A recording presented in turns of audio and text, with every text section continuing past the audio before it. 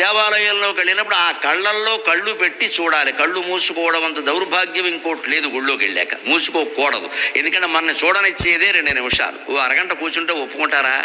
మనిషికి లోకంలో తిరుగుతున్నంతసేపు తన గొప్పలే కనపడతాయండి. తన తప్పులు ఎక్కడ కనపడతాయంటే గుళ్ళో కనపడతాయండి ఖచ్చితంగా.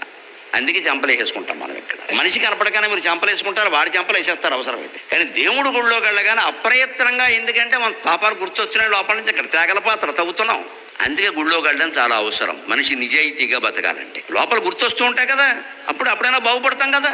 అందుకే ఏం చేయాలి? ఆ పాపం పోవడానికి, ఆ పాపం చెంత పోవడానికి, పశ్చాత్తాపం కలగడానికి భగవంతుడు కళ్ళల్లో కళ్ళు పెట్టి నేరుగా చూస్తే ఆ శ్రీకృష్ణ స్వామి, వేణుగోపాల స్వామి కళ్ళల్లో ఉండేటువంటి చూపులు, ఆ ఎరుపు రంగు రేఖలతో కలిసినటువంటి కిమ్మీరితమైనటువంటి చూపులు మన కళ్ళల్లో ప్రవేశించేసరికి మనకుండే తమో గుణం, రజోగుణం నాశనమై సత్వగుణంతో ఉంటాం కనీసం.